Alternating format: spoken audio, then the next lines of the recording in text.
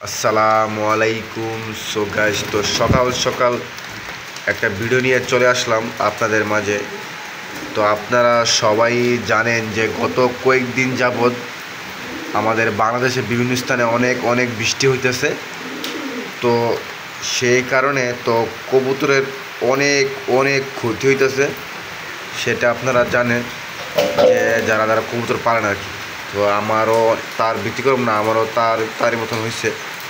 আমারও কবুতরের অনেক ক্ষতি হইতেছে, যেহেতু অনেক বৃষ্টি।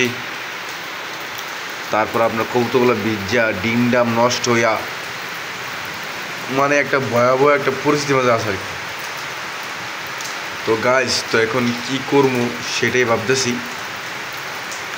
কবুতর তো পুরাই একবার দেখেন কি বৃষ্টি, দেখেন একবারে ঝুম বৃষ্টি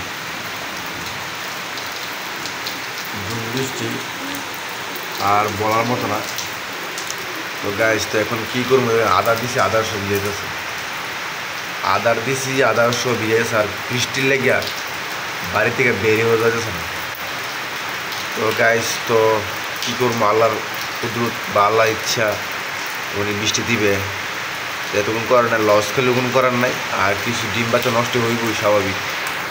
যাক, আলহামদুলিল্লাহ, আল্লাহ তাআলা কোনো শুকরিয়া যে আল্লাহ তাআলা বৃষ্টি দিতেছে, রহমত দিতেছে। তো এটাই আল্লাহ। আর দেখেন আমার কবুতরগুলা ডিম বাচ্চা ভিজা হয়ে গেছে, ভিজা ডিমের কাছে ডিম উমে আছে। এই ডিম কি আর ফুটবো? যদি আপনার নষ্ট হয়ে যাবে।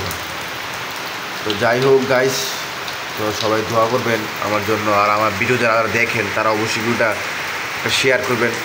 আর আমার চ্যানেলে যারা নতুন আছেন তারা অবশ্যই একটি সাবস্ক্রাইব করবেন দয়া করে। তো আপনার একটি সাবস্ক্রাইব আমার অনেক উৎসাহ আগ্রহ। তো সবাইকে ধন্যবাদ, সবাইকে আসসালামু আলাইকুম ওয়া রাহমাতুল্লাহি ওয়া বারাকাতুহু।